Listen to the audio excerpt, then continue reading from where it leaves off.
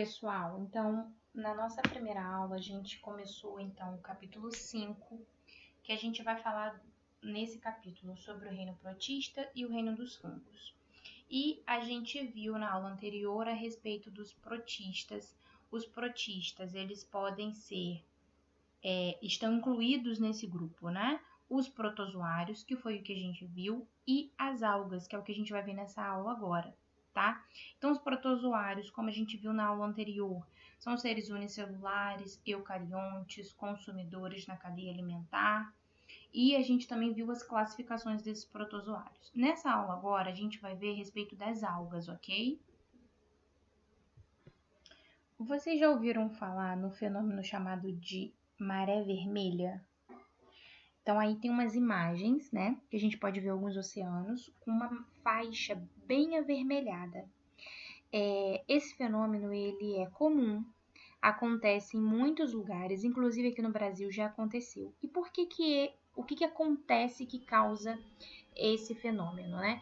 Esse fenômeno, ele é causado pelo aumento excessivo das algas, de um tipo de algas, especificamente, em rios, mares, lagos, tá? Qual o problema, né, que pode gerar, então, esse fenômeno? É que ele pode levar à intoxicação de pessoas que se alimentam de frutos do mar e ainda pode causar a morte de muitos seres vivos. Por quê? Porque essas algas, elas são tóxicas e elas produzem muitas substâncias, né, que causam toxicidade aos seres vivos, podendo levar à sua morte, ok? Então, a gente vai ver agora as principais características das algas. Então, vamos lá. As algas são seres vivos eucariontes. Vamos relembrar o que é eucarionte? São aqueles seres vivos que possuem o seu material genético delimitado por uma membrana, né? Então, delimitado pela membrana nuclear. Elas podem ser pluricelulares ou unicelulares, ou seja, formado por um grupamento de células ou formado até mesmo por uma única célula. A grande maioria das algas realizam fotossíntese, ou seja, vão adquirir alimento a partir da luz solar e também do gás carbônico. Elas habitam principalmente ambientes aquáticos, ou seja, rios, mares, lagoas.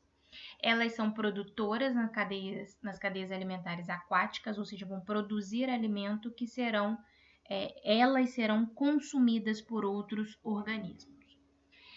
Quanto à reprodução das algas, elas podem ser assexuada e sexuada. Como sempre, na reprodução sexuada tem participação dos gametas. Já na reprodução assexuada, as algas unicelulares, uma única célula vai sofrer uma fissão, originando dois organismos. E nas algas pluricelulares, elas podem originar novos indivíduos a partir de fragmentos do seu corpo, ou seja, um pedaço do corpo de uma alga se solta e vai se formar então um novo organismo. Essas são as principais características, ou seja, características gerais das algas.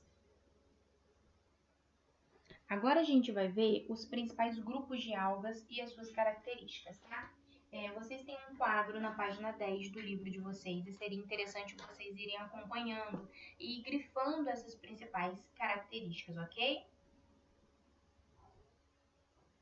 Aqui no livro a gente traz então 6 grandes grupos de algas. É importante falar que o número de algas é muito grande e diferentes pesquisadores, diferentes professores e cientistas acabam separando esses grupos de maneiras diferentes. A gente vai adotar essa classificação trazida pelo livro de vocês. O primeiro grupo de alga que a gente vai falar são as euglenofícias, que são do gênero Euglenophyta, tá? Então, quais são as principais características? Nesse grupo, apenas algumas espécies realizam fotossíntese. A maioria desse grupo é unicelular e consumidora. As consumidoras, então, vão se alimentar de matéria orgânica que está dissolvida na água.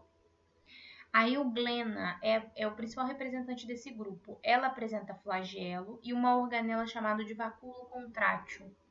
Para que serve esse vacúolo contrátil? Ele tem como função eliminar o excesso de água no interior da célula.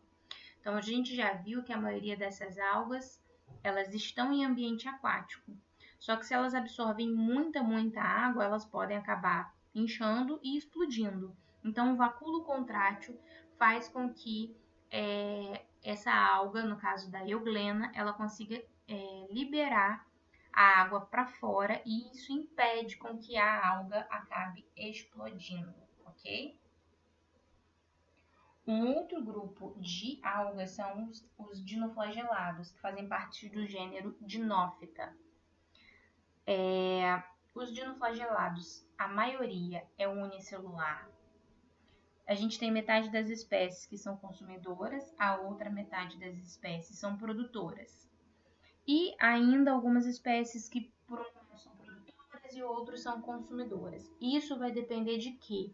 Do meio de condição, do meio que elas se encontram. Então, se essas algas estão num ambiente rico em matéria orgânica, elas vão ser consumidoras. Se elas estão num ambiente pobre em matéria orgânica, em suprimentos para ela, elas vão passar então a fazer fotossíntese.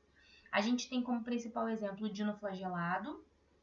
Na superfície das células dos dinoflagelados, eles apresentam alguns sulcos onde existem flagelos. Alguns podem ainda apresentar um revestimento externo, semelhante a placas. Então, essas fitas, é como se fossem esses puxadinhos, são os flagelos dos dinoflagelados. O fenômeno que a gente viu no início da aula sobre que é a maré vermelha, ela pode ser ocasionada por um tipo de dinoflagelado, por uma espécie específica de dinoflagelado, tá, pessoal? E a maré vermelha nem sempre ela vai ter aquela coloração vermelha como a gente viu na imagem, ela pode variar de acordo com a espécie da alga que está causando esse problema. Então, por vezes a água pode ficar meio amarronzada, tá? Nem sempre ela vai ficar vermelha. Um outro grupo de algas são as diatomáceas, tá? As diatomáceas, elas são unicelulares. Algumas espécies podem formar colônias, ou seja, grupamentos de algas, mas ainda não é um indivíduo só. As células das diatomáceas, elas são revestidas por duas carapaças, que são responsáveis então pela proteção. Elas realizam fotossíntese e são importantes fontes de alimento para a cadeia alimentar aquática. Tem um fenômeno, um acontecimento importante que acontece com esse grupo de algas, que é conhecido como terra de diatomáceas. O que é, ou às vezes também chamado de diatomito. O que é isso? São os estratos formados pela carapaça dessas algas após a sua morte. Então, quando elas morrem, isso forma como se fosse um pedaço de solo, entre aspas, só que lá nos ambientes aquáticos, e é conhecido então como diatomito. Um exemplo de diatomácea é o Triceratium, que é o que pode ser visto nessas duas imagens aí que a gente tem. As algas marrons, ou ainda chamadas de phaeófita, são, eu acredito que as mais comuns, as mais conhecidas, é que a gente pode ver principalmente nas praias aqui da nossa região. Acredito que vocês já tenham visto. Elas são pluricelulares, produtoras, muitas espécies migram, atingem grandes tamanhos, né? Elas possuem clorofila e também podem possuir pigmentos marrons, por isso o nome algas marrons. E lembrando então que se ela possui clorofila, é um pigmento verde. Então essas algas elas podem variar da cor verde para marrom. Um exemplo dessa alga é a pândida, espécies de pândida, que são, como a gente pode ver aí nessas imagens, principalmente nessa imagem aqui onde a gente tem um homem na praia com um acúmulo bem grande dessas algas, que é o que a gente consegue ver aqui nas nossas regiões. Então, no próximo vídeo, a gente vai ver os últimos dois tipos ou os últimos dois grupos de algas.